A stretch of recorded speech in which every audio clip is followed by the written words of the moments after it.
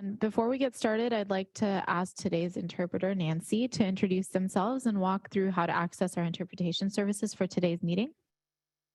Good morning. My name is Nancy Hand, and I'll be the Spanish interpreter for today's session. I will first give instructions in Spanish and then in English.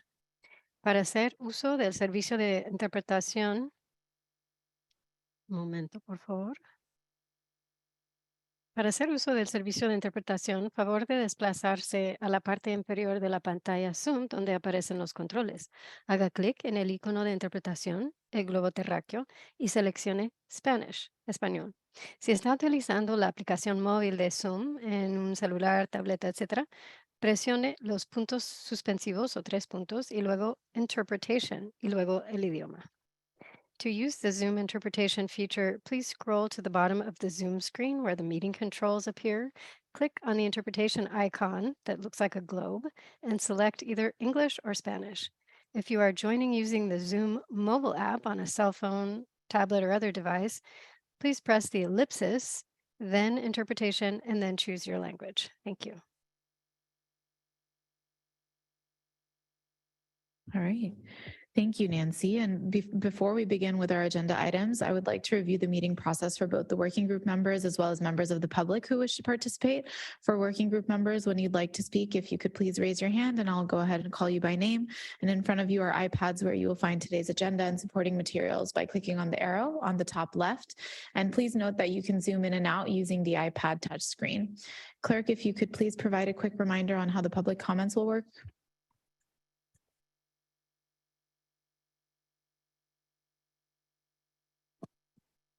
Thank you very much. As noted on the cover page of today's meeting agenda, in addition to the emailed comments, the public also may provide live comments during today's meeting. If you're a member of the public here in the room and would like to provide comments on an item, please submit a speaker slip. If you're a member of the public joining us on Zoom, please raise your virtual hand during the item you'd like to comment on. The raise hand feature can be found on the Zoom toolbar for those who are joining via computer or by entering *9 for those joining by telephone. The clerk will call on members of the public first who are in the room, followed by virtual commenters. Commenters will be called on by name or by the last 3 digits of the telephone number for those joining via telephone. Great. Thank you, Francesca. And do any members of the working group have any questions on our meeting procedures before we continue? All right, seeing none, let's go ahead and begin our meeting with item 1. And if working group members would like to offer any comments or questions on items not on today's agenda, this will be our member and public comment section, so you can raise your hand at this time. All right, I'm not seeing any. So I'll go ahead and ask if we have any comments from the public on items not on today's agenda, clerk. Thank you, Chair. I don't see any hands from the public. Okay. All right. Well, moving on to the next item, it will be the approval of our May 25th working group meeting minutes. So prior to that, if any working group members would like to offer any comments or questions, you can go ahead and raise your hand at this time. Okay, not seeing any. If I could ask if there are any comments from the public. Thank you, Chair. There are no hands from the public. Okay, great. And as a reminder, you don't have to have been present in order to vote on the meeting minutes. So may I have a motion to approve? A motion that we approve the minutes. Great, thank you. And may I get a second? A second. Great. So motion by Rosa Alcaraz and second by Rose Ceballos. And we'll go ahead and take the vote. Those in favor, please raise your hand. Perfect. And that passes unanimously. And I know, clerk, you have to announce it as well, so I'll let you do so for the record. Thank you very much. For the record, that motion passes unanimously with those members present. Great, thank you. All right, moving on to our next item. And so before I begin my report for item number 3, I'd like to state for the record that I know similarly to last time, I do have to leave prior to the end of this meeting. I do have a work meeting that I have to attend. When the time comes, I'll go ahead and appoint our staff liaison, Paula Zamudio, as the chair pro tem. And so with that, I'll go ahead and move on to my report. So I just wanted to say thank you to everyone who was able to attend the special joint meeting with the Board of Directors on Friday, June 9th. I look forward to hearing your experiences when we get to that item after our two presenters. I know I wasn't able to attend, so I'm looking forward to hearing how that conversation went. And speaking of joint meetings, our next regularly scheduled meeting will be another joint meeting, this time with other working groups. And that's kind of similar to what we had in February of this year. So stay tuned for more information on that. And of course, that just to make note of where it's going to take place, it'll be at the Central Library once again. The next several months will be key for gathering community input for the regional plan, and CBOs will continue to receive information and updates through the network representatives. SANDAG is hosting a virtual workshop for community members to learn about the 2025 regional plan on June 29th from 6 to 7:30 p.m. Presenters will talk about what the plan is, how it affects individuals, and how people can engage and provide feedback. And we are asking that all CBOs please share the information that was emailed earlier this week with your members if you're able. And finally, I'd like to check in to see if we could change the start time for this meeting to 9:30 a.m. This wouldn't take effect until our September meeting, since July has already been scheduled as a joint meeting, and then we don't have one in August. So I just wanted to see, of course, happy to have a conversation. I just would like to be able to participate for the full duration of the meeting. I've had to leave the last couple times and would love to be able to make sure that I'm here for the duration of it. So with that, I'll see if there are any reasons that you're unable to make it. You can totally raise your hand and let me know, and I can still try to make it work with the 10. So, okay, I'm not seeing any objections. So do we need a formal motion or anything, or is the direction? Okay, great, perfect. All right. Any comments from the public at this time, clerk?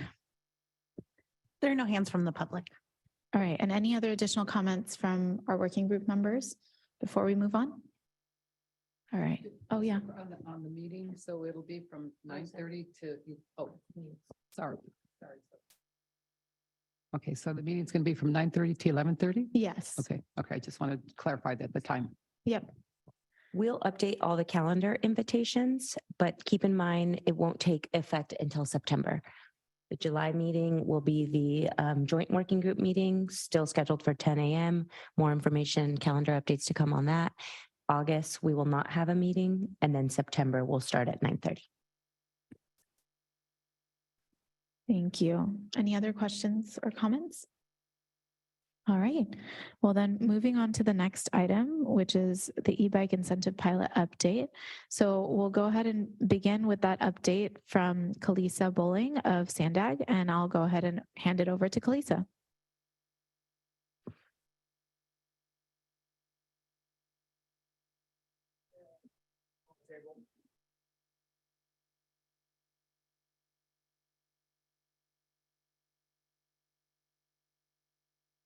Good morning. I wanted to start by introducing myself since I am new here at SANDAG. My name is Kalisa Bowling, and I'm a Senior Regional Planner on the Mobility. Oh, my goodness. Read. Gotta hit the button. All right, let me try that again. Well, as you can see, I'm new here at SANDAG, getting the hang of this. This is my first presentation to the Social Equity Working Group. So I'm on the mobility team as a Senior Regional Planner, and happy to be here presenting to you all. So the rise in popularity of electric bikes has opened the door to fast, reliable, sustainable, and many would say fun way of traveling around San Diego. Incentivizing the use of active transportation modes will help us achieve our region's air quality goals. This e-bike pilot aligns with SANDAG priorities to reduce congestion, advance equity, and combat climate change. SANDAG has partnered with Pedal Ahead to incentivize the use of e-bikes through a loan-to-own program. SANDAG and Pedal Ahead have recruited 125 new pilot participants who are interested in using an e-bike to reduce their dependence on driving, to make neighborhood trips, and to connect to regional transit. In this pilot program, participants work towards owning an e-bike by riding a minimum of 100 miles per month over the 2 years, which is about 3 miles per day, recording their trips and sharing regular feedback about their experience. The program goals include reducing car trips, providing connections to transit services, increasing regional access and opportunities for low-income participants, and contributing to building a community around active transportation and increasing bicycle safety and awareness. We've developed clear goals and metrics which will help enable us to evaluate the success of this program. SANDAG was thrilled to receive more than 1,500 applications within days of launching the e-bike pilot in November of 2022.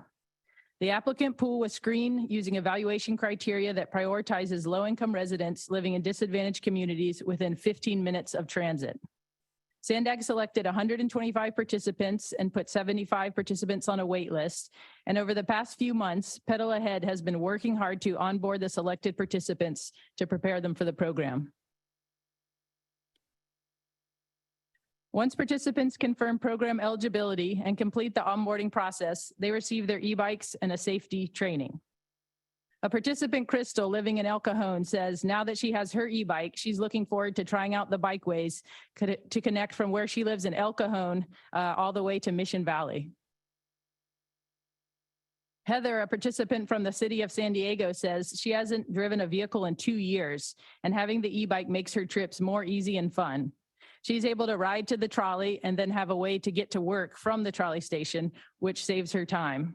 It also has given her the opportunity to try out the bike lanes that she has seen go into her community. After the program launch in late 2022, the team spent the first few months of this year screening and onboarding participants. This summer we will host, well, I guess it's summer now. So this summer we will host our kickoff workshop once all participants have received their bikes. Throughout the course of the program, participants will meet regularly for group rides and bicycle safety education trainings. At the end of the 2-year program, participants who successfully meet the requirements will own their e-bike for life.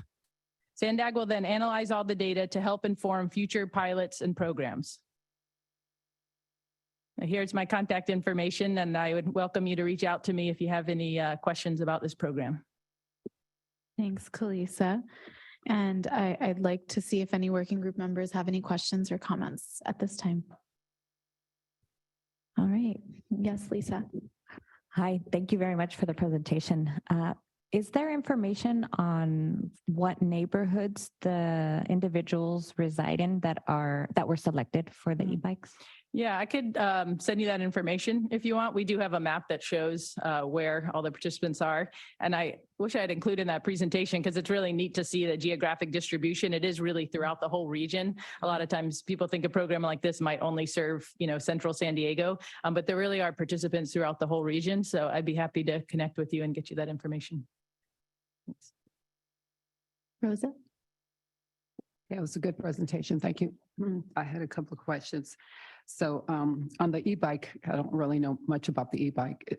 Now, what's the charging time? So how long can they go? It's because you said they're about 15 minutes from the transit station. So if they have to charge it, they would charge it at home. I mean, I don't know if there's any additional charging places like they do with cars. So yeah, can you give us some information on that? I can get you the exact information. I would say usually they go about 60 miles before needing a charge. So generally it should be able to cover somebody's commute, to work and back without needing a charge. Okay. But I could get you based on the model that we use in this program if you are interested in the exact numbers. Couple more. Yeah. So now are they real heavy? Because you said that they're able to transfer them to like the trolley or even the Amtrak, right? They would be able to input. Are they real heavy to lift? Right. Yeah. For the trolley and for Amtrak, they are able to roll them right onto the cars, so they don't need to load them up. It is a little bit harder on buses. They still can be lifted to put on a bus, but that is a good point. They have to be lifted to put on the bike racks. But for the trolley and the coaster, they are able to roll right into the cars. There's 2 per trolley, I believe, that are allowed. Okay. And the bike lanes right now, do you have bike lanes? Are these accessible for 2 bikes, to the e-bikes to ride side by side, or they have to kind of go back to back? Because I'm not sure, because I've seen where they have them side by side so far. So I just didn't know what the safety factor with that. Yeah, it really just depends on the facility type. Some of them you see out in the community are wider and some are narrower. So it really just depends. But these bikes are not too much larger in size. They are heavier, but they're not too much larger as far as width goes than a normal bike. So it just depends on the facility type. And what about parking? If they go to the mall, where would they park them? Just like in a regular bike rack? Yeah, so they are given locks and accessories for the bike to be able to lock it up. But that is something that we're looking at. It is sort of an issue around, do people feel safe, locking their bikes in the places that they're going? Do they have a place to lock it at their home that they feel safe? So that is one of the things that we're evaluating. But we instruct them just to lock it wherever they're going. Okay, yeah, and that would be great if we can get some data updates on the pilot program, just to see where it's going. I Yeah, appreciate it. great. Okay, I'd love thank to you. come back and give you an update. All right. Thank you. Thanks for the questions. Faye? Thank you for the presentation. I'm just curious on safety. I'd just like to know what type of safety measures have you identified for this pilot? Yeah, so we're working with Pedal Ahead, who's a partner, and also with the San Diego County Bicycle Coalition. So the participants are receiving a safety training when they start the program at the very beginning, and then they're also receiving safety trainings throughout the 2 years. So that is something that we're hoping.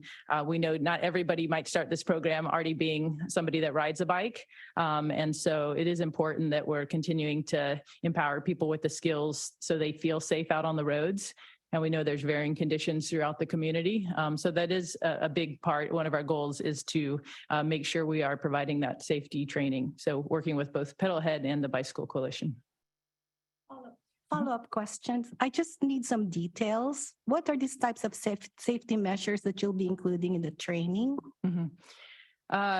Well, some of it is how to use some of the infrastructure, because there's, a lot of new bike routes that have gone in, and not everybody's familiar, for example, with, if there's a roundabout or you have to exit, maybe you're in a protected bike lane, but then you have to exit that and go onto the street, how to navigate that situation. So it's really the rules around, how to use the road. But I'd be happy to follow up and send you more specific information. We have a whole curriculum that the Bike Coalition uses in teaching that class, and I'd be happy to share that. Yeah. Thanks, Faye. And Mauricio? I just have a quick comment. We've been working with Pedal Ahead over the last, I think it's been 4 or 5 months now, and specifically working with Rodrigo Rodriguez. And I just want to say that, they've done a great job in educating our community and making sure that low-income community members actually have access to e-bikes. And I've heard a lot of positive things about them. So just wanted to say it's a great opportunity for our communities. Well, thanks for sharing that. It's really great to hear. We like to hear, when we're working in the community, that there's a, positive response to the work being done. So thank you. Thank you. Any other comments or questions from our working group members? Claire? Thank you. Thanks for the presentation. Excited to see more e-bikes on the road. I'm just curious, as a pilot program, what's the ultimate goal of the program? Is it to replicate, this loan to own program again in the future? Is it to kind of see the challenges maybe that folks with e-bikes experience, and so that we have plans to address them? Just curious what happens next? Yeah, that's a great question. Yeah, so a pilot is good because then you can see, what works about it before you scale up. So I think we're learning as much from, people that maybe have to drop out or what the barriers are. That informs us as much as the success stories. So we're really looking to collect all that data. So we're looking at the riding data. Are people actually using these bikes that they're being given? So we're tracking it with Strava to see that. But then we're also doing surveys to kind of capture some of the qualitative data. Maybe there's barriers to use that we're not thinking about. So it's really important that we're tuned in all those different ways, not just looking at the numbers, but also hearing people's stories. So yes, the idea is that we would learn from this pilot and then see if this is a good model for scaling up. This is interesting because this program involves a little bit of the education and the engagement, creating community. It's different than some other programs that are the incentive that you get at the point of purchase, which is also great because it puts more bikes in people's hands. So we're kind of seeing what is the balance between doing something like that, which is doesn't cost as much, but may not have people riding as much. So we want to see if the return on investment for having a little bit more of a program, having, more touches with the participants, helping address if there is barriers they're having. Like Rodrigo, you're saying he reaches out to people if they're not reaching their miles and says, hey, what's going on? Is there a way we can help? So having a little bit more interaction, we're interested to see, is that a good investment of resources? Are we seeing more results? So it'll be neat to see over the 2-year period, if people are really able to reach that goal. Can people ride 3 miles a day, 100 miles a month? That really shows the usage, that they're not just owning these bikes, but that they're using these bikes. And that's what we ultimately want to see, is people switching from car trips to bike trips. And then again, having a way to access the whole region. A lot of people are really limited in their communities and they can't, reach other areas because they don't have a way to do it. So we hope this is a way that helps provide that access as well. Yeah, Carmina. Hi, you mentioned something about barriers to use. I was wondering what are some of the barriers that you've encountered so far since you launched the program? That's a good question. I don't know if Emily, you want to add to that. We have a spreadsheet that's collecting all of them. To be honest, I haven't looked at it too much lately, but it has been interested in the enrollment. We had a lot of interest right at the beginning, but then it's been kind of slow in the enrollment because I think a lot of people have things going on in their lives, and even taking the time to come and make the time to pick up the bike. And we thought that the process for onboarding, when we had so much interest at the beginning, would go very quickly. But I think, people have busy lives and things that come up. Sometimes there's been some medical issues that have come up for people. And so they've needed to take a break from trying to reach those goals because they're dealing with those. Let's see, some family issues, health issues. But again, I'd be happy to share that information because we do track that, because it's an important part for us to understand. This seems good in theory, but we want to understand, why is this not working for people? So I'd be happy to share that. Well, I'm wondering, I'd be interested in the map, by the way, of where the users live, because I want to see if one of the barriers is the current bike infrastructure. Yeah. I know Southeast San Diego is lacking a lot of bike lanes, protected bike lanes, and I want to see if some of the users live in our community. Yeah, no, that's a great point. I mean, we know that it's not equal throughout the region as far as the infrastructure goes. And even when I use the word fun for riding a bike, I thought that's not everybody's experience on a bike in the community, because the roads aren't the same for everybody. And that can make your experience riding a bike feel scary and not fun. So I agree, that's definitely something we can look into. So Lisa, I know you can't see behind you, but it looked like Emily maybe did have something. Oh, did you want to add something? Sorry. Oh, bike insurance. Okay. Bike insurance was one barrier. So we do require participants to have bike insurance, and that's what, about $115. So for some people, if they can't afford to have the bike insurance, then that's an issue. No, per year. I saw some other hands raised. I'll go to Rose first and then come to Rosa. Is that okay? Okay, thank you. Yeah, thank you. Thank you for your presentation. I was just curious, I don't know if you mentioned, was this available, this program, to youth or just to adults? It's adults, 18 and over. Yeah. Thank you. Yeah. Okay, Rosa. You brought up a point about, I think 3 miles a day they're required to. So that's kind of look at it, the healthy. So even if they can't go to the store, they can at least ride it for 3 miles or 4 miles a day just to get their exercise as opposed to walking. So Exactly. I think a good point is it's healthy for those individuals. And that's one question we ask on the survey. It's, sort of a general health question, but if they think that, having this e-bike and riding more is improving their health, their physical health and their mental health, it's self-report, but we are interested to see. And like you pointed out, some people are using it for transportation and some are just enjoying getting to ride around their community and enjoy the exercise. Okay, any other questions or comments? Yeah, go ahead, Claire. What you just said just made me curious if you're also tracking like what folks are using the bike for. Yeah, that's on the survey, because we are really interested if it's a car replacement or whether it's for errands or we're tracking that.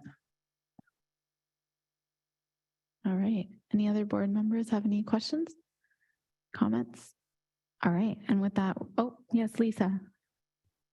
As the, data is being collected, it would be great, and maybe it's already been thought of if there are folks dropping out in certain areas, kind of an overlay of a picture of how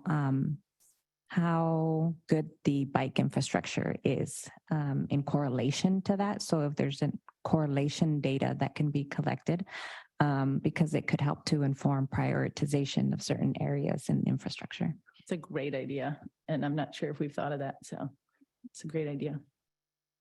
I'm glad we asked, Lisa. Awesome. All right. And I'm not seeing any other hands raised here at the board level. So I'll check in with the clerk to see if we have any public comments. Thank you, Chair. We do have one public comment on this item. The original draw, you can go ahead when you're ready. So, you guys have a $35 million that you are allocating towards this for incentives.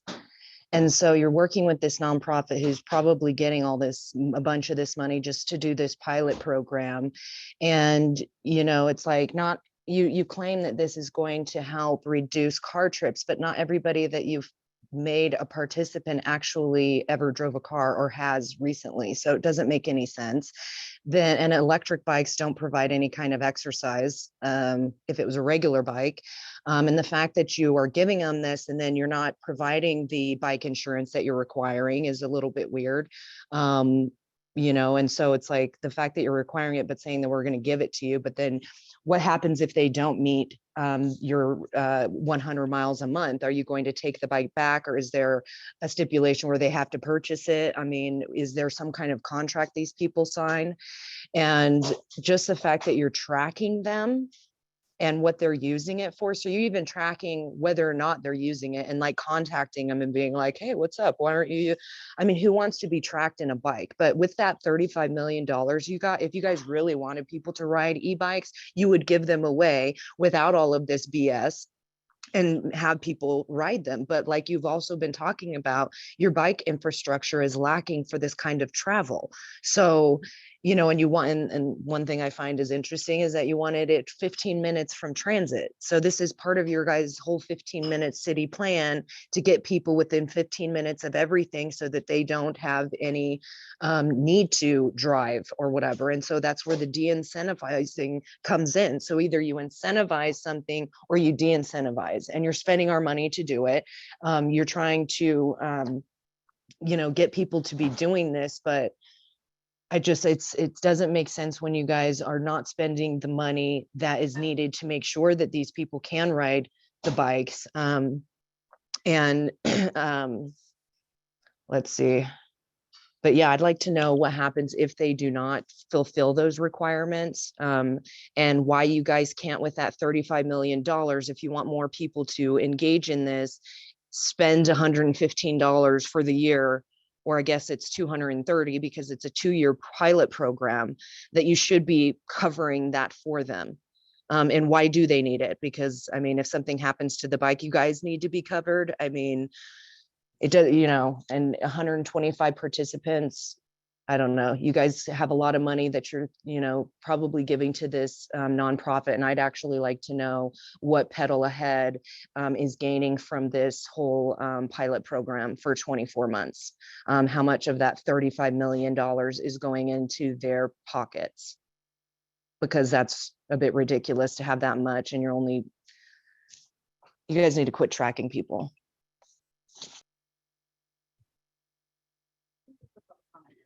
Great, thank you. And thanks for the presentation. With that, we'll move on to item number 5.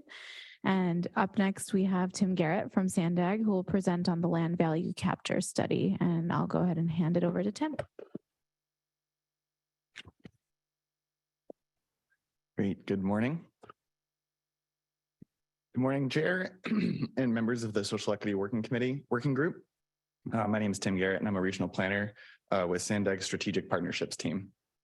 So SANDAG began exploring land value capture a few years ago as we began to study the central mobility hub concept. So we're continuing to explore applications and better understand how it can be used in the San Diego region to meet our goals. And so this topic might be new to some of you. So this is intended to be an introduction to the work that we are doing and the first of many discussions on the topic. So what is value capture? Let's start there.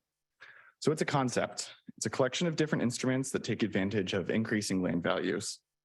And these instruments are powerful tools that can help with financing and help to accelerate the delivery of housing and infrastructure projects.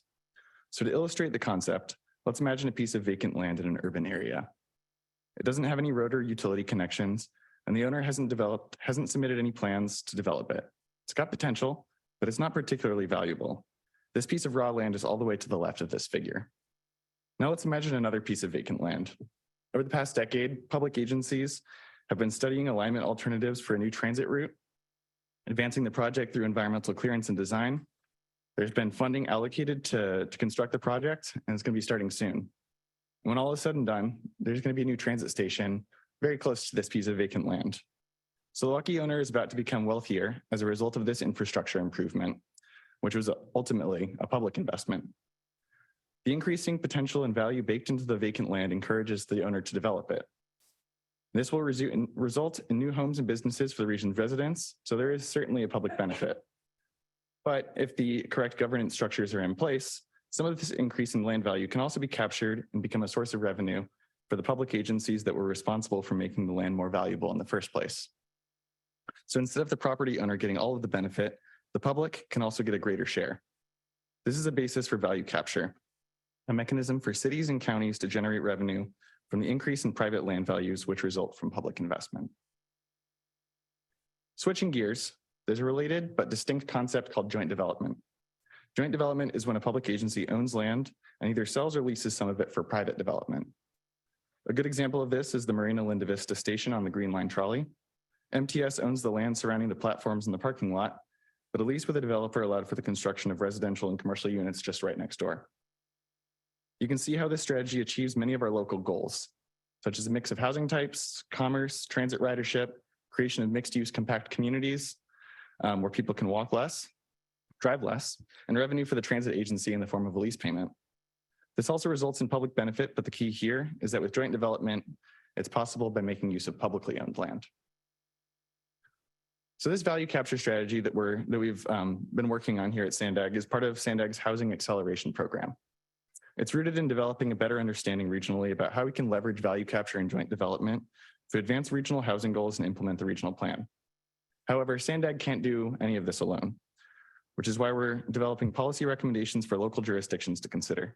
And we hope that your work as members of the Social Equity Working Group will help us to define better value capture strategies that can provide benefits, the maximum benefits for all of our communities. So I mentioned that value capture is a concept, but it can be implemented through a variety of different instruments. Let's take a moment to describe some of the few common ones here. So as we began our study, we looked at these ones, and these are common in California. The first three, Community Facilities District, Special Assessment District, and impact fees, essentially impose a tax on new development. And the proceeds from those developments can be used to fund the public investments. On the other hand, tax increment financing and its specific instrument in California known as the Enhanced Infrastructure Financing District is a mechanism to redirect existing taxes, incremental taxes, to pay for improvements within a defined geography. Joint development, I just defined as development on publicly owned land. And then air rights is a special case of joint development to take advantage of the developable space above public land. And when it comes to the use of the revenue collected by these instruments, they can be either reinvested as they're collected, or potentially or a public financing authority can bond against expected future revenues and help fund the infrastructure up front. And to take a look at how these work in practice, I'm going to spend a couple minutes talking about a case study. So this is the Salesforce Transit Center project, which is in San Francisco. It's a two-phase project. So phase one's been completed at a cost of more than $2 billion, which included the demolition of an old Transbay terminal, as well as the construction of a new transportation hub, bus terminal, rooftop park, and adjacent private real estate development, including the Salesforce Tower. Phase two, which is in the planning stage, will see the extension of the Caltrain commuter rail, as well as be the terminus of California high-speed rail service into San Francisco. This project used a coordinated governance structure through the formation of a joint powers authority, which facilitated joint development by entering into a master lease agreement for operation and maintenance of the transit center. This agreement included a revenue sharing provision to maximize the economic capacity of the land. Value capture instruments included tax increment financing and the establishment of a community facilities district. This district surrounds the transit center, but its borders are flexible. They're flexible and incentivized through density bonuses. The overall redevelopment plan calls for a mix of uses, including the transit terminal, office space, retail, parks, and many residential units. 3,800 housing units, 1,400 of which are affordable. There are a few takeaways. Many public and private sector stakeholders with competing priorities collaborated to make this project happen through a governance structure, land use plan, and financial strategy. And part of that success was recognizing that multiple value capture instruments, in this case, the CFD and EIFD, or just tax increment financing in general is a separate one, can be used combined to make revenues available when needed, which I'll demonstrate a little later.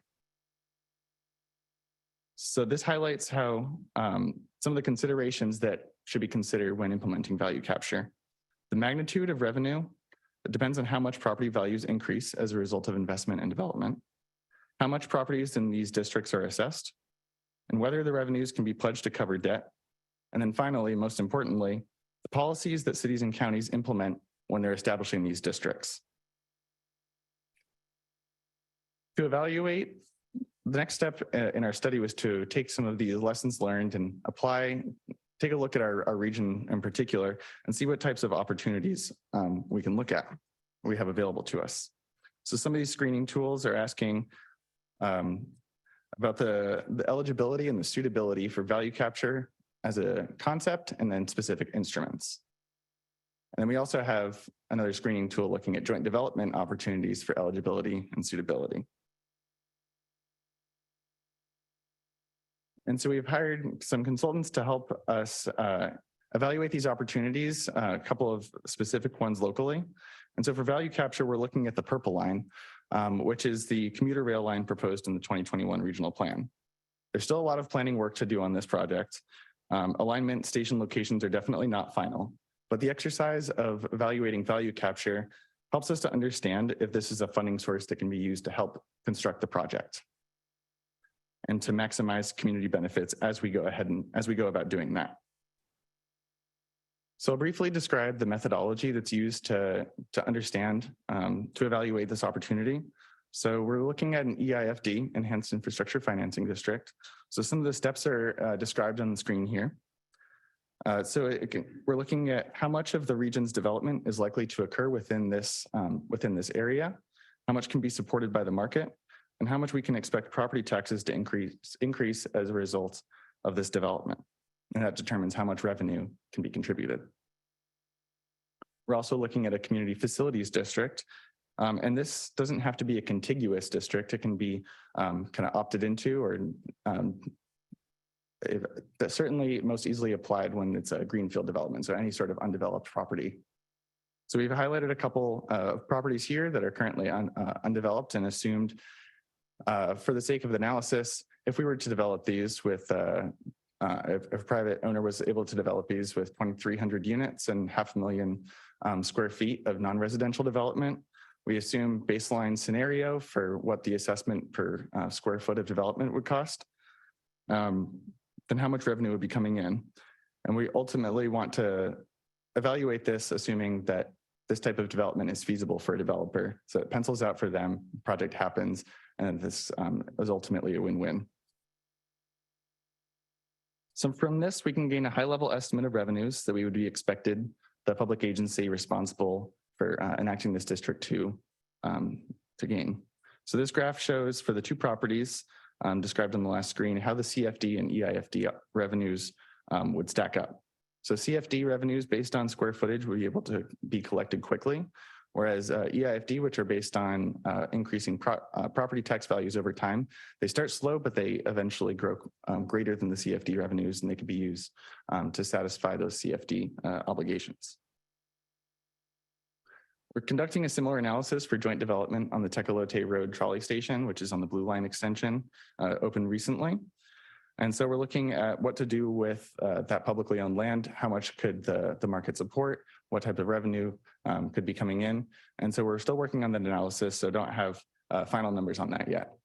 But I do want to say that we are continuing with the next steps in our implementation strategy, which is the final task of this study. So that will include some additional resources that local jurisdictions might be interested in. In particular, it will highlight stakeholder engagement needs, legislative needs, and create policy templates for jurisdictions to consider. And this will hopefully help cities overcome the challenge of coordinating land use and transportation and optimizing our public investments as a region. I'll be presenting this next week along with our consultants at our Sustainable Communities Working Group. That's next Thursday, June 29th.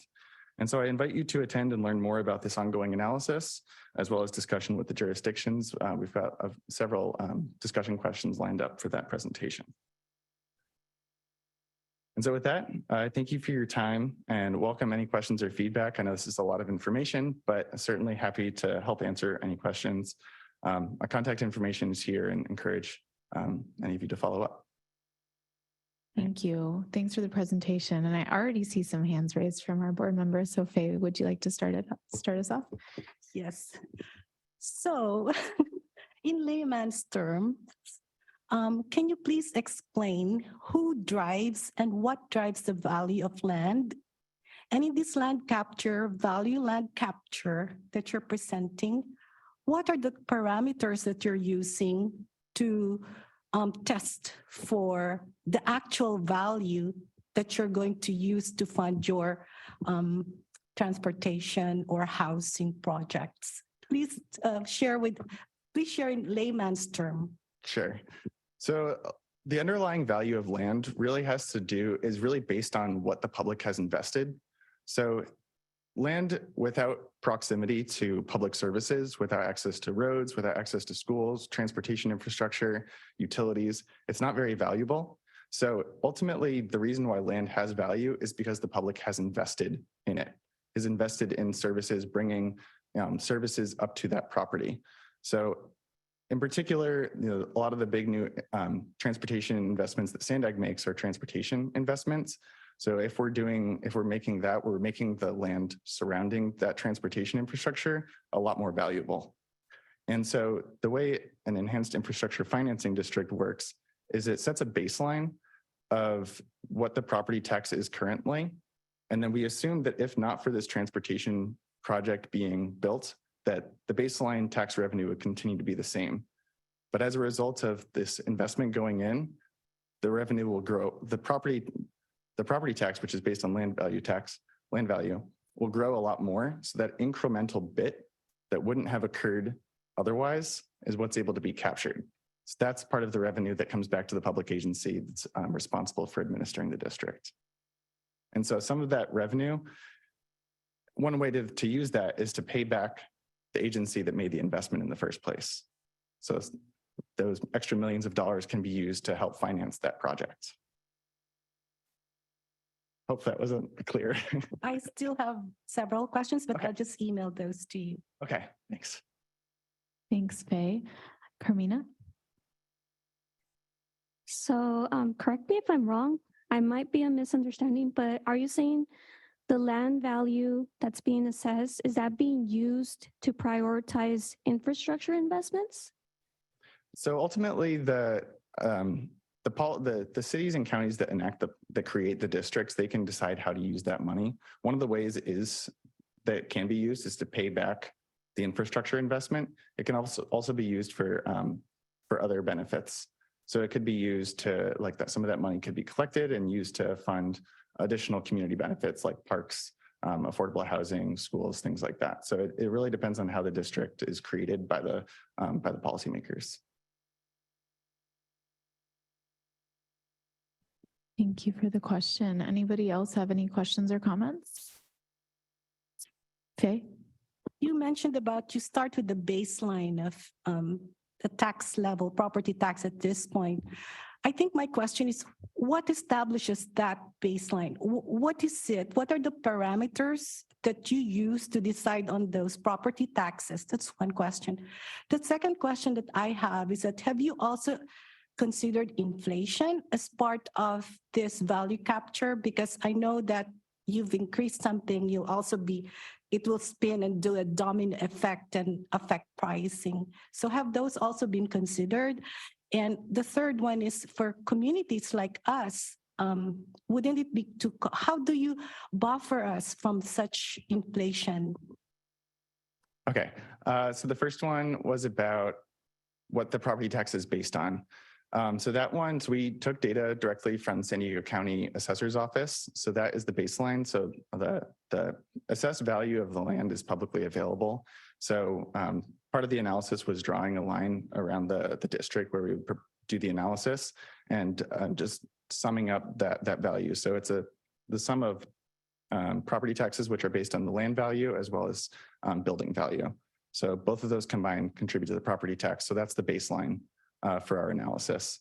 And then we assume that for future analysis that the property tax will increase because the buildings and the land that are located in proximity to that infrastructure are worth more. So they're going to grow at a faster rate than properties that aren't near that. Second one was inflation. So yes, we have, I forget exactly what the percent we used was in the analysis, but we are considering an inflation rate as we project out to 2050 or 2060, whatever the horizon year was. But with the caveat that this is definitely a high level analysis.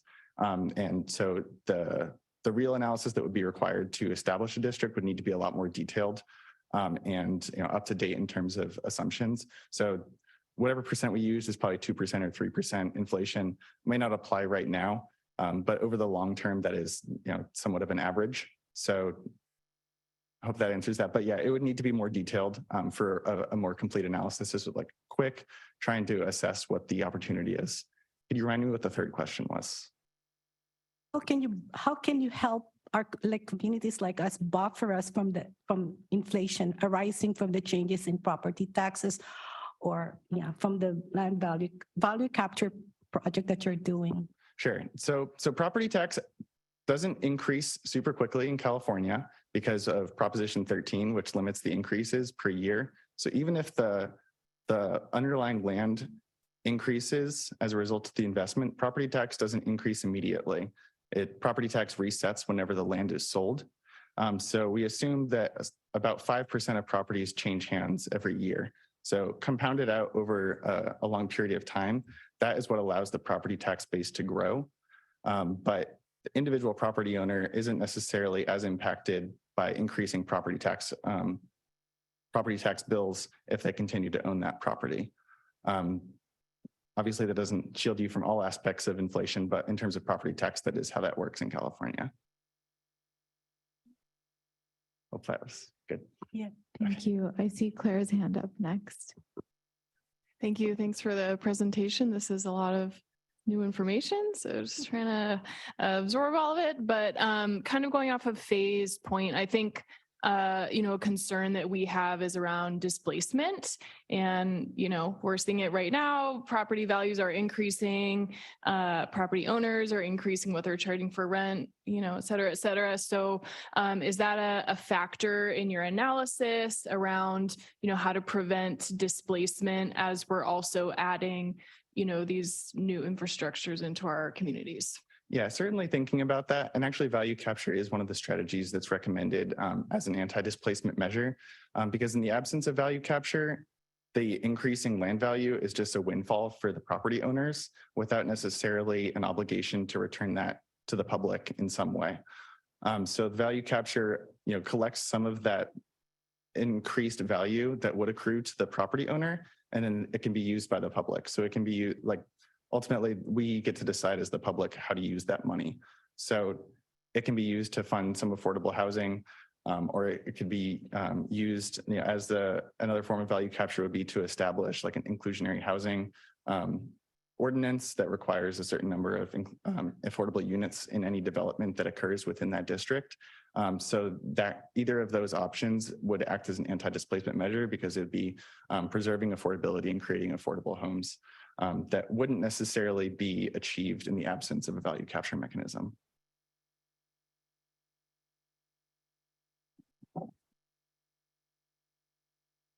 I agree with everything that Tim said. I've come to this group a few times. I'm Paul Lafarga, I'm a regional planner, and we're actually working on an anti-displacement strategy region-wide. and land value capture is included in the best practices report as a policy. I think specifically it kind of talks about its relationship with land banking, but this is something that Tim and I have been connecting with to look for the synergies of how to better integrate that into our report to make sure that it is highlighted of how it can be used to be an anti-displacement strategy. So yes, and good explanation, Tim. And I'll just add one other thing that we looked at the district of Kearney Mesa, which currently doesn't have significant residential. There's not a whole lot of residential development in that area, but the policies around different districts could be different. So if you're drawing a district around Kearney Mesa, maybe its policies are different than a district in another area that already has residential development where displacement is a bigger concern. Yes, Carmela. Thank you. Thank you for the presentation. Are there any studies or samples that you can provide about how these kind of projects would benefit communities of concerns? Because I work with communities where they have been displaced, and I think the goal at the beginning was to help them with transportation modes, because most of them rely on public transportation. But we have seen that these improvements sometimes accelerates displacement instead of helping them. So are there any samples that you can provide or studies that show that these benefit communities of concerns? I think we're touching on the same point kind of a couple times in a couple different ways here, right? When we make investments in our community, in our community's infrastructure, they become, they increase property values. And that's what results in the displacement, is that we're making investments, increase property values, and then the displacement. And we've learned our lessons the hard way about this, right? And so now we know better. And now we know that we need to be proactive, because we don't want to say we can't make the investments in the communities, because we don't want to just leave them.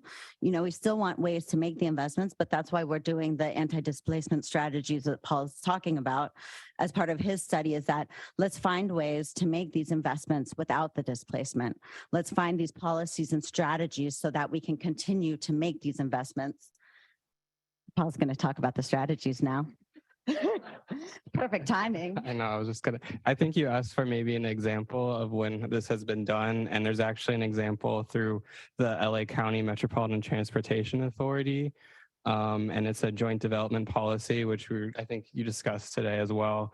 And this prioritizes agency-owned land for 100% affordable housing development and requires at least 25% of future units be affordable to low-income households. So there are examples of this in Southern California.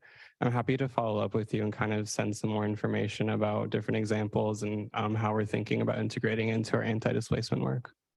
So we continue to layer on these policies that protect affordable housing, that protect, livable, home values for, working people that can continue to live in the communities, and allow us to make investments in these communities to just raise up everybody.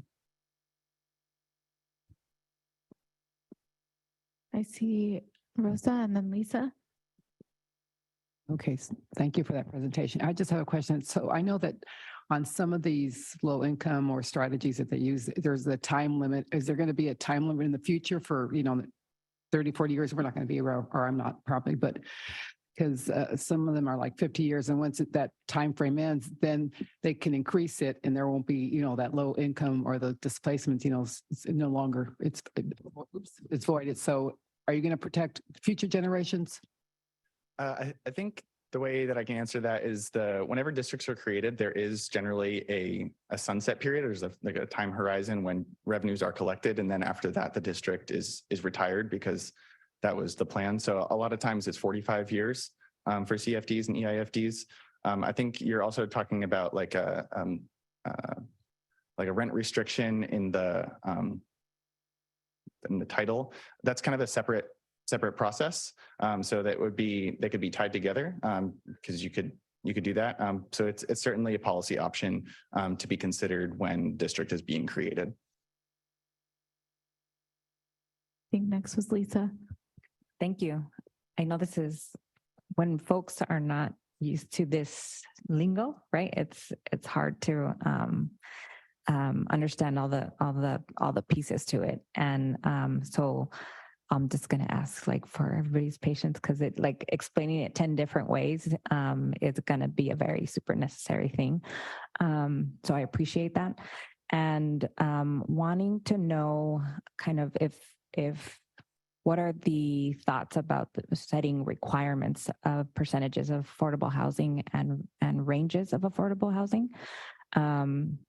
Because if you are talking 80% affordable housing AMI in San Isidro, folks would say, I could never live there. So being able to understand what is being considered would be great. And then what kind of requirements are being discussed on community engagement? Because you mentioned in Kearney Mesa, there's not a lot of residential, but they're in places where there might be a future project where there is residential or even small businesses should be engaged. Often I've seen that engagement is an afterthought and is way late in the game when things are already kind of baked and hard to undo. So I would just strongly recommend that's something that's being thought of at the same time financing is being thought of. Thank you. Sure. So we are looking at affordability requirements as part of the analysis, and it most directly applies in the sense of joint development, which was, we're looking at an MTS owned property, and so MTS board has its own policies around affordability requirements. We're looking at, if you stick with what the board policy is, or if you increase the requirement, how does that make the development less feasible for a purely private sector investment? And if it does, that's a policy decision that the board can make. And if it does require additional public investment, then that's additional public investment. So there's certainly a trade-off. If you make the requirement of affordable housing 30%, maybe that product becomes infeasible. So then it requires public investment to make it happen. Whereas with a lower percentage, maybe that project pencils out and it gets built more quickly. And that's also providing benefit in a different way. In terms of public engagement, so SANDAG hasn't participated in this type of land value capture administration before. So kind of the way we're looking at it for our long-term regional plans. We can make assumptions about what types of developments might include value capture mechanisms as we look out 20, 30 years. An example, Purple Line, that's not going to be built tomorrow. It's going to be built, in 10, 15 years. It'll take some time. So part of the engagement is making sure that the communities that would be directly affected have a say and that they're benefiting. So that's up to city council staff. It's up to the community planning groups, for example, and making sure that there is a chance to get some feedback, and the policies that are being created are beneficial for the folks who live there, who are most likely to benefit. It would also have to be a partnership between cities, county, and SANDAG, and if it was enacted. So there's public coordination, public engagement, but there's also coordination from like a government to government perspective. Like these government agencies have different priorities. So aligning them and getting them all focused on the same thing, which is aligning transportation and housing, land use investments, so we can optimize benefits, is really what gives us the best outcome. Thank you. Any other questions or comments from the board members? Okay. Yes, Claire. Thanks for answering all our questions. You might not have gotten to this yet, but I'm curious if you have strategies or have seen best practices around engaging private landowners in these types of conversations. I'm thinking about, a lot of the empty lots and brownfields that are in our communities where private landowners are kind of MIA. And, how do we access those folks? And then also just with the brownfields concept, is there a way, to incorporate brownfields remediation as a tool to work towards financing, since I know there's some funding around that as well? Yeah, good questions. We haven't directly engaged like private development community up to this point. This has kind of been first step. This is a really quick study, about 6 months since we've started. So it's really been taking a look at the case studies that have been published that we can take a look at, and then looking at opportunities locally. We do plan on engaging development community to see what their reactions would be, but that would be an ongoing process and something we do plan to consider in the future. Brownfield remediation, super important topic, especially since a lot of developers, they might not want to touch a project if it's going to be a huge upfront investment. So I can certainly see that if a public agency is able to get some funding for brownfield remediation, that could provide a good opportunity. And that's a similar type of, it's the same idea. It's analogous to like a transportation investment. It's a public investment to bring a property to be developed, be remediated. So it's the same idea that could certainly be used as a way to prepare a property for development. And I think a value capture mechanism could work collaboratively in that case. And I'll take a look at that. Thank you.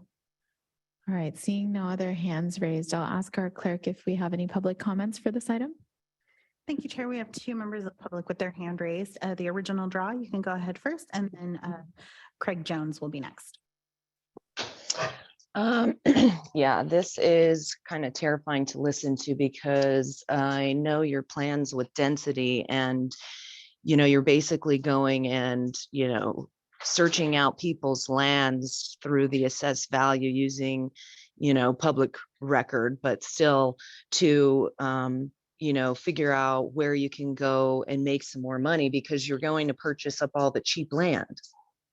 And then the value is going to go up. And so for you to sit here and say that you have all these plans for helping displacement and making sure that you are proactive in that, regardless, this will displace people, because no matter what, when the value of the land goes up, their taxes will go up, and it's going to make people, if they are renting a home, charge more to have it rented. And then those people are going to be displaced, or the people can't afford to pay more tax. And you guys always talk about wanting to make money, and you do it in a way that is, it's like you always have to get your fair share. So you don't care if these people, what if they just never wanted to build on the land that they have, and they wanted it to just be land? I mean, it's like, the county and all these cities take up land and they just preserve it for the wildlife. I mean, what if somebody wanted to do that, but then you come in and you kind of force them out? That's what happens, is you guys force people out and into a new way of life by, de-incentivizing people or incentivizing them, like how there's density bonuses. I mean, and so it's just very dangerous to do this when you're basically going and trying to capture all the cheap land in order to make money. And you talk about, bringing in transit and stuff like that. But you shouldn't be buying up land and doing that and forcing the people to be displaced. Like, that's all I can see in this. And you talk about that it's not doing it, but regardless, you can't stop that from happening. It's going to happen. And it's just kind of sad, because you talk about, having like a 25% affordable housing in like the project. There's always going to be more people needing affordable housing than anybody is providing. And like, there's the questions that were asked were good, because how long is that affordable housing going to be affordable? Is there a sunset on it? And all of a sudden you guys are going to, then force those people out. I mean, this is a very dangerous path to go down. And I feel really sorry for people that don't see what's happening, because you shouldn't be doing this, but it's, you have to, because you need to push us into these densely populated areas, these 15-minute cities, and this is the only way to do it. But, more people need to see that this is a very nefarious plan. And if you're going to be buying up property, there's not going to be any cheap land for anybody to buy. And that's not fair. Our next speaker will be Craig Jones. Craig, you can go ahead. Hi, thank you. I appreciate the time. For the record, I agree with the concern about displacement, and I hope that continues to be at the forefront of the studies that SANDAG is moving forward here. I do have a question, and I hope the question can be addressed by the SANDAG staff at this meeting today. Can the strategy of land value capture be applied on a regional basis and then be used to incentivize needs such as affordable housing within the SANDAG's identified mobility hub areas? So that's the question. Hopefully that can be addressed. I appreciate the time. Thank you, Chair. That concludes the public commenters. Thank you. And actually, that question that was asked, if you'd be willing to answer that, Tim, that would be great. I can try. I would say the broader it is, it's probably more challenging to have a connection. Some of the different types of instruments require a direct nexus between the investment that increases the land value and the benefit accrued to property owners. So I think it would probably be challenging if we're doing it on a regional basis. It's a lot more, I guess, coherent or tangible if there's a direct connection. And that's why it's a specific investment and specific property increases as a result of it. I don't think that doing it on like a regional level for mobility hubs would be as feasible, but I can take a look at it. Okay, thank you. And I see, Paul, did you want to say something too?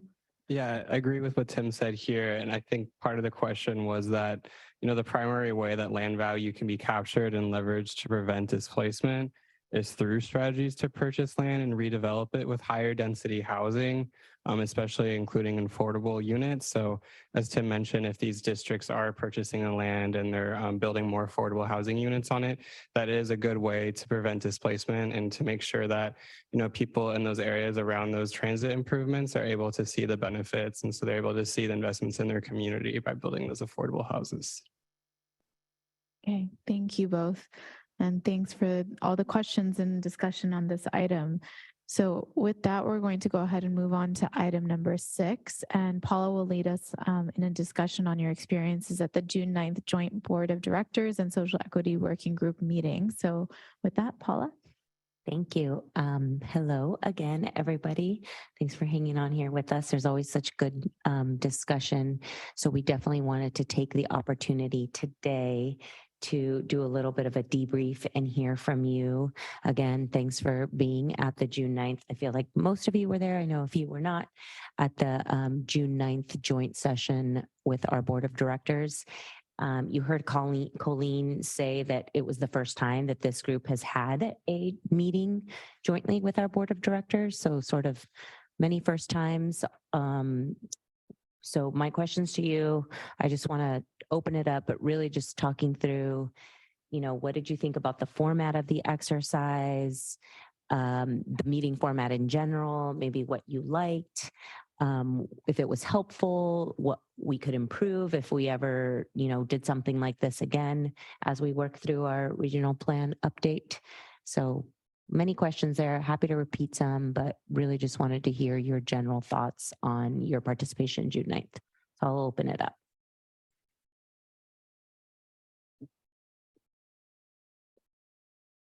I'd like to see kind of where things landed. There was a lot of discussion on the equity statement and so did we land on an agreement there? There was, that exercise with putting stickies up and recommendations. So then what happened with that? Is that being incorporated? Are things, what are the results basically? Mm-hmm. Good, thank you. Yep, Rosa. Yeah, I'm sorry. I think we got cut off short in that meeting because it has nothing to do with, with us, but I guess the board meeting went well. So we seemed like we were rushed. I was rushed into everything. I didn't get a good concept of the board. I mean, it was like, okay, this is what you have to do. Oh no, you got to pick the green here. It's like, okay, well, I didn't really see the whole picture. I mean, we had a few discussions but I don't think overall, all the city, the whole map, we should have, I think, been able to understand what each item was there listed and I didn't get, I didn't leave there satisfied. I left like I was just like, okay, I was confused at the whole process. So yeah, if we can maybe next time do it differently instead of, at the board, I know they're busy, but maybe have just more time to go over it or work together instead of separately. It seemed like it was just a separate, they did theirs and then we just had this 5-minute and that was it. Okay, thank you. Thanks, Rosa.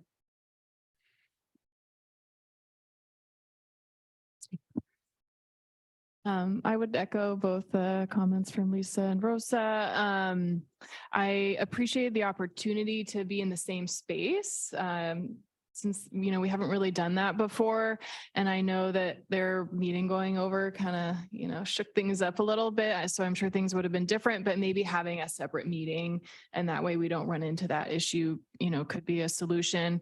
I would say, kind of as Lisa alluded to, I was maybe concerned about what appeared to be a lack of buy-in to the equity statement or even just the concept of equity being important to the vision. And so I guess that's kind of how I left feeling was I thought we agreed on this and now there's a question again as to whether equity is going to be a priority moving forward. And maybe that was just a few loud voices. Thanks. Any other thoughts? So I personally wasn't there, but I heard from Barry, who did attend, and I would echo the same thing. He felt like the equity piece wasn't really heard from the board members. So I think that needs to be revisited with them. Carmina.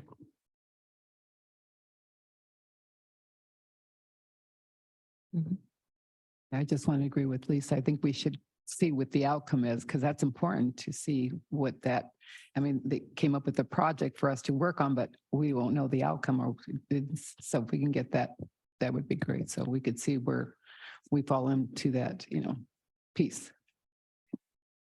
Thanks.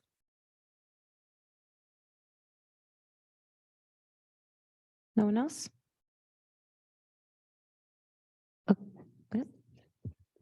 And I noticed it reminded me of the meeting because we talked today about e-bike incentives and at that workshop, that was one of the recommendations.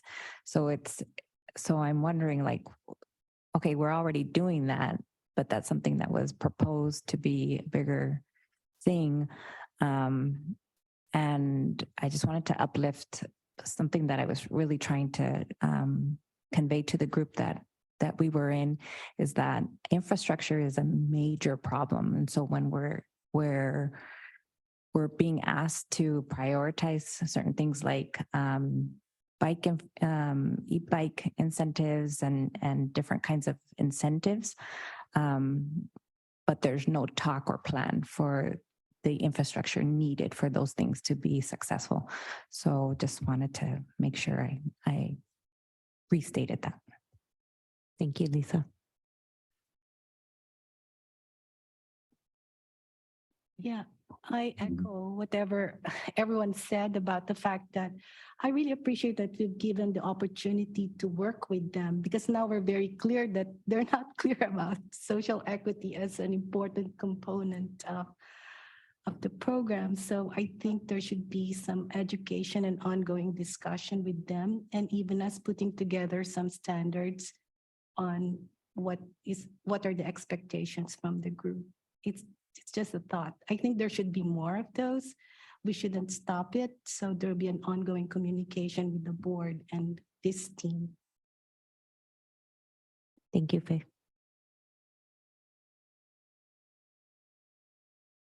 Okay, thank you for all of that feedback and again for being there. Appreciate it.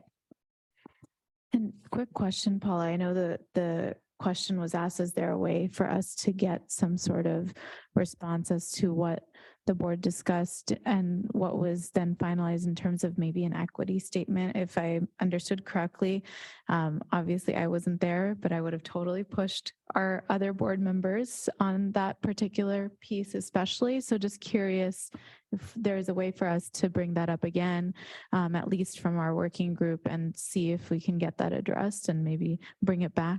at a future meeting for folks? Yeah, so if you'll recall, the folks that were there, one of the takeaways was there was a caveat from one of our board members who said, you know, he would agree, but we needed to define equity.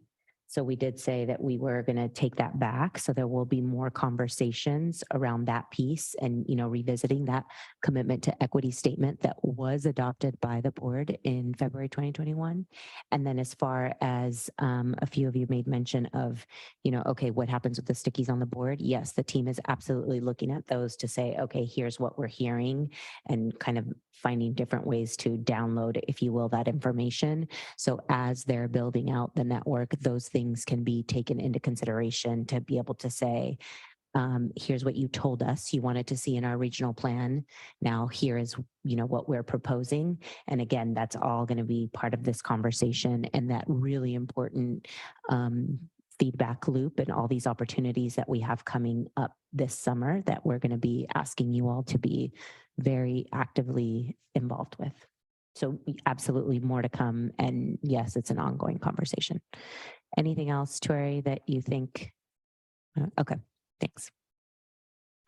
Okay. And yeah, I mean, I would hope this might be something more that I can push on as, you know, my other fellow board members on what equity truly means. And I think it's something that these days is being debated quite a bit, and it's unfortunate that it's being debated, but it's something that's so important to not only our region, but the entire country. And so I think definitely something that I can take back is, you know, obviously all of the feedback that I'm hearing here, and we'll rewatch the meeting and see who I need to touch base with in order to discuss that with those folks. So I appreciate that concern being raised, and thanks for being there, and wish I could have been there, but looking forward to future conversations as well. So, all right. And with that, I know I have to check in to see if we have any public comments before we move on to the next item. Thank you, Chair. We do have one public comment on this item. At the original draw, you can go ahead.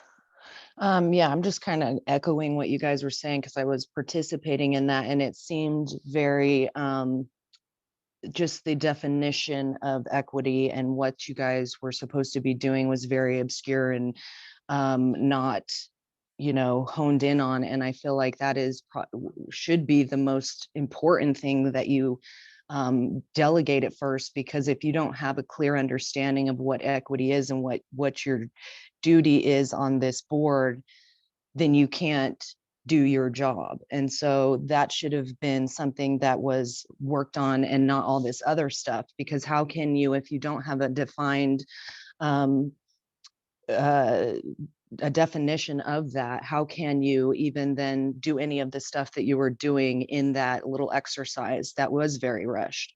And then now you still don't even have the information on it, but you're being asked to already start working on these projects. So it would be extremely beneficial to get down to that definition so that everybody in this board and on the board of directors is very clear without a doubt what that means, so that there is no question. So whether it needs to be that guidelines are established, or, you know, whatever it is, policies and all of that stuff need to be done before you do any further work, because otherwise you don't even know really what you're trying to push. So it just seems a little bit negligent. And I feel like a lot of times they do this with a lot of these boards so that they act like they're doing stuff to promote this, but in reality, it's a bunch of confusion. And so therefore the work doesn't get done that needs to be. It's like, but they have them in place just to, it's just for looks. But if you guys don't have a clear understanding, then you can't be doing the work that you're being asked to do. And so I would hope that you're going to, before you do any further work, get a clear understanding of what it is that you are supposed to be doing, and what equity actually means. And it can't be defined differently upon people if you're going to be pushing this. Everybody has to be under the same understanding. And if you can't get to that until you do, you shouldn't be doing anything that has to do with equity, because it would be pointless, and it means nothing if there is no definition of that. So please look into that. I'm done. That concludes the public comments. Great, thank you. I just want to briefly say that equity does have a standard definition, and I think, we are more than happy to, again, share that with the public and also our fellow board members. And equity is something that we should continue to work on. I think that is something that we need to ensure in order to make sure that folks within our region, regardless of where they come from, have the ability to thrive in their communities. So I just wanted to say that as an elected member of our region and ensure that I continue to uplift that for all of our communities so that they have the same privilege that I've clearly had in my community. So thank you for that. And with that, I'll move on to item 7, and that is possible topics for the next meeting. So of course, thank you to all who have completed the survey to help us prioritize topics for future meetings. And if you haven't taken it, you can go ahead and do so. You can see the ranking results we've received so far, and I know it just popped up right there. So I also want to point out that our next meeting will be a joint working group meeting focused on the regional plan, and then we have no August meeting. So we won't be hearing about any of these until at least September. Are there any other suggestions from the working group members for future meetings that haven't already been mentioned? Okay, I'll start with Carmina and then move to Lisa. I'd like to invite Paul to come to the next meeting to provide an update on the anti-displacement study that's going on. I know there were recent focus group meetings and community members provided feedback. So I'd like to see an update on that, on what's being done.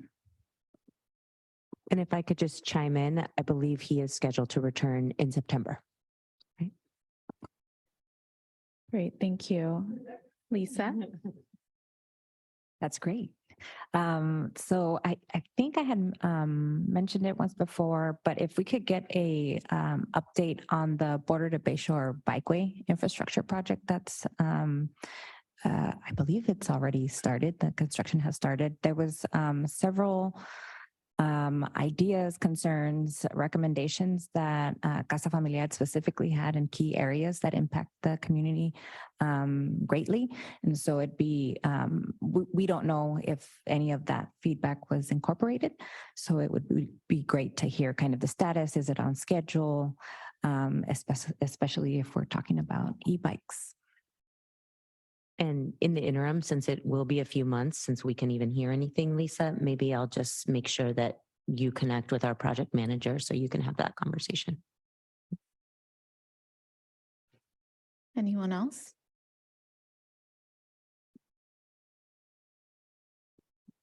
Oh. I see Jesse and Claire discussing. So Jesse, do you want to go first or Claire? Okay, Claire. Okay.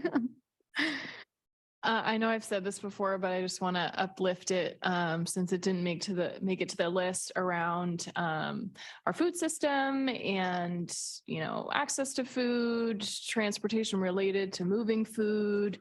I think, especially as we're all starting to feel it a little bit more with how climate change and inflation is impacting the food that we can get, that it really needs to be a part of our conversation around the regional plan. Thank you. And Carmina? Sorry, I just remembered one thing. I don't know if we can add a conversation about electric vehicle infrastructure, like chargers. I know for UCP in Southeast San Diego, we're encountering that issue where we don't have the infrastructure to support widespread EV use. And especially right now, we're working with SANDAG for the Clean Mobility Options Voucher Program, which would fund microtransit using EVs. But we don't have the infrastructure, again, to support it. So I know we're not the only ones facing the issue. So if we can start a conversation about that and how we can work together to address it, that would be great. Thank you.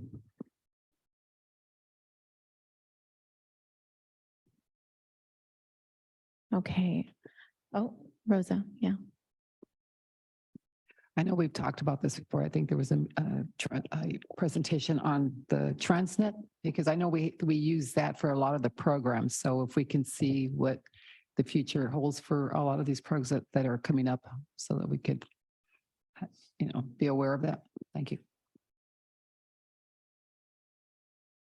Any other suggestions? I just have one, Paula, and you can let me know if it makes sense or not. But, just hearing obviously questions around the equity statement and definitions around equity, and maybe not just for this particular working group, but whenever we do have that conversation again with the board of directors, I would say, I know we had an implicit bias training in the city of Carlsbad. During that conversation, we actually defined equity and showed a video around what equity means. It doesn't have to be that same one, but I think it would be helpful, especially for those that don't understand what equity is, how to explain that effectively in a visual manner. And I'm happy to ask our city manager to send, what that was, because I think it was a really great way to show folks what equity means. And so that way everyone can have a baseline understanding of it. And then, whenever we do have that discussion, hopefully it helps really make sure that folks know what we're talking about. So.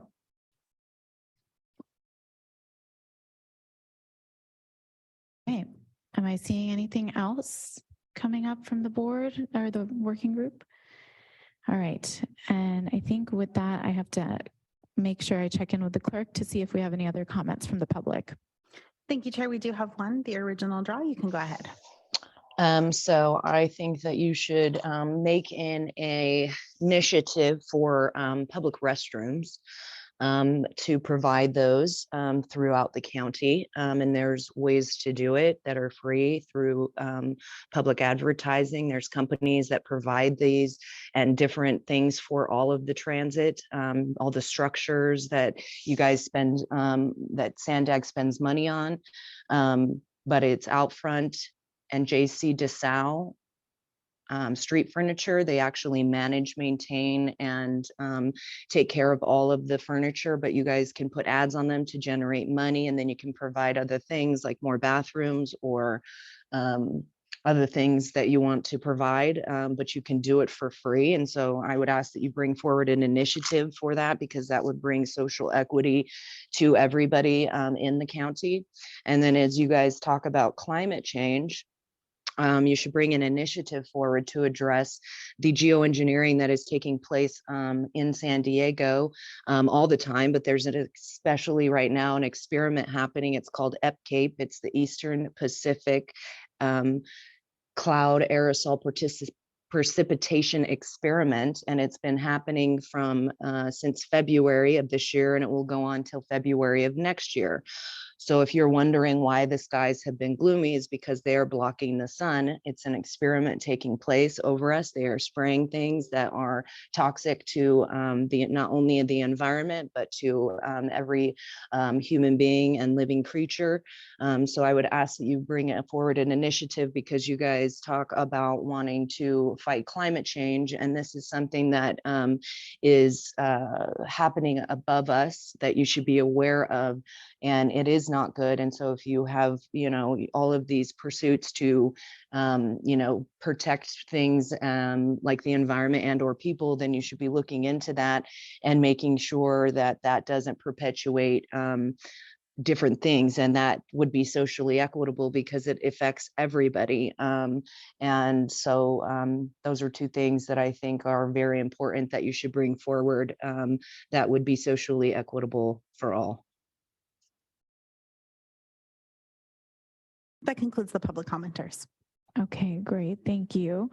And with that, the next scheduled meeting will take place on Wednesday, July 27th for our joint working groups meeting, and that'll be at the Downtown Central Library. And more information will be shared in the coming weeks. Are there any questions or comments from the working group members on this? Okay, seeing none. We are adjourned and it is 11:29. Thank you all for coming.